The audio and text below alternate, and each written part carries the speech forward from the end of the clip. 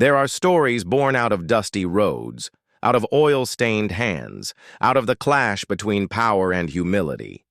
This one begins in a small southern town where two very different worlds crossed paths one blistering summer day. Margaret Whitfield was a woman carved from steel and ambition, a CEO whose name filled business magazines, whose glass towers loomed over the skyline like castles of untouchable wealth. She was known for her brilliance, her ruthless strategies, and the cold way she carried herself, heels clicking like gunshots on marble floors, diamonds glittering like frost on her wrists. On this particular afternoon, however, her world came, grinding to a halt when her luxury car sputtered and coughed its last breath just a mile from the edge of town. With no chauffeur nearby, no mechanic from her world of polish and perfection, she found herself outside a small, time-worn garage, its paint peeling, its sign crooked, and its yard scattered with old engines that looked more graveyard than showroom. Inside worked Elijah Cole, a black mechanic whose hands were rough, whose clothes smelled of oil, but whose reputation in town was carved deeper than any billboard. They said Elijah could resurrect a machine others had buried for dead. He worked, not with haste but with patience, listening to the heartbeat of engines as though they spoke a secret language only he understood. When Margaret marched in, flanked by two of her assistants, her laughter was sharp and dismissive.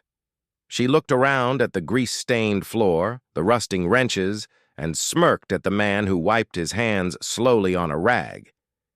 "If you can, fix this engine, Cole," she declared loud enough for her entourage to hear. "I'll marry you myself." Her voice dripped mockery, her companions chuckled, and even the cicadas outside seemed to pause in disbelief. Elijah did not smile. He met her gaze, calm and steady, and nodded once, the rag twisting in his hand.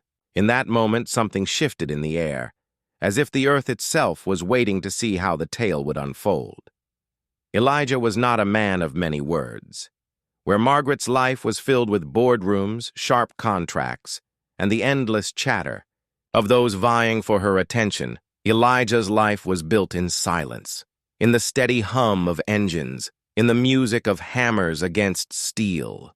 He had learned the craft from his father, who had learned it from his own, a line of men who built and rebuilt not just machines, but hope itself.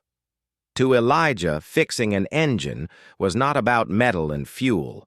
It was about listening. Engines, he believed, carried souls, and when they broke, it was because no one had cared to listen long enough to hear their story.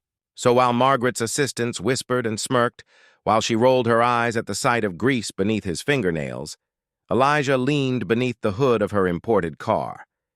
The sun dipped lower, streaking the garage with molten light. Each turn of his wrench echoed like a sermon.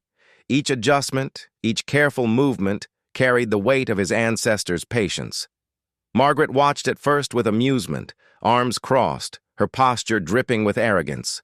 But as minutes stretched into hours, her smirk faded. There was no fumbling in Elijah's hands, no hesitation.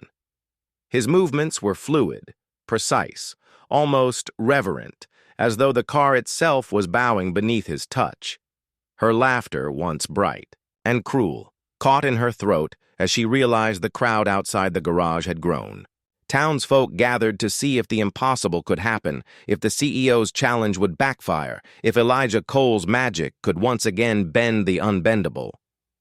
The night deepened, and lanterns were lit to chase away the dark. The air grew, thick with anticipation. Margaret, though restless, remained. Pride anchored her there, though something deeper, a flicker of awe she refused to name, kept her rooted in place. Elijah did not rush, nor did he falter. He listened, to the grind of gears, to the whisper of valves, to the soft hum of a machine yearning to breathe again. And when his hands tightened the final bolt, when his palm rested upon the hood as though blessing it, the crowd held its breath. Elijah stepped back, turned the key, and the engine roared, not with a cough, not with a sputter, but with a deep, thunderous life, stronger than it had ever sounded before. The garage shook with the sound, and cheers erupted from the gathered crowd. Margaret's eyes widened, the laughter gone from her lips, her diamond bracelets trembling as the car she had mocked now stood resurrected by the very man she had tried to belittle. Her assistants fell silent, their smirks erased. The townsfolk clapped Elijah on the back, their voices rising in celebration. But Elijah only stood still, his face calm, his hands folded, his gaze once again steady on Margaret. He had fulfilled her challenge. The mockery that had begun as a joke now hung in the air like a debt waiting to be paid. The CEO, who had always spoken with confidence, now found herself speechless. Her own words echoed back at her, crueler now than when they first left her. Lips, "Fix this engine, and I'll marry you." She had thought the task impossible, a jest to amuse her entourage, but Elijah had not only succeeded, he had done so with dignity, grace, and an artistry that left her shaken. The crowd, sensing the shift, quieted. The cicadas outside began again, their rhythm like a drum beat of destiny. Margaret opened her mouth, then closed it, the weight of pride pressing heavy on her shoulders. For the first time in her life, she felt small, not because Elijah had belittled her, but because his strength made her see the weakness in her own arrogance. Slowly, with a grace uncharacteristic of her, she extended her hand. The crowd murmured, astonished. Elijah did not reach for it. Instead, he simply inclined his head, as though to remind her that respect is not won with words or wealth, but with the heart. Margaret lowered her hand, her face flushed with something between shame and admiration. She turned to the crowd, forced a thin smile, and left with her entourage trailing behind her. But those who were there swore her steps were slower, her gaze softer, as though Elijah Cole had repaired more than an engine that night. He had cracked open the armor of a woman who believed herself untouchable. And so the tale of Elijah Cole and Margaret Whitfield spread through the town, then through counties, then through cities where glass towers gleamed. Some say she returned weeks later, humbled, to speak with him again. Others whisper she never came back, but that her empire was never quite the same.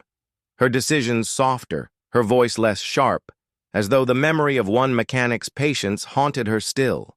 In the folktale version, she marries him, her vow fulfilled, and together they build not only a life, but a bridge between two worlds. In others, she fades away, but Elijah remains, the mechanic who fixed more than engines. He fixed pride with humility, arrogance with patience, cruelty with quiet strength. And whether or not Margaret kept her promise, the people remember Elijah Cole as more than a man with tools. They remember him as the spirit of justice in overalls, proof that even in the clash of wealth and simplicity, dignity can turn mockery into legend. And so the story is told, carried from porch to porch, from voice to voice, growing brighter with every retelling until no one can remember a time before it was known. This story was brought to you by American Folk Tales. Don't forget to like, share, and subscribe for more tales.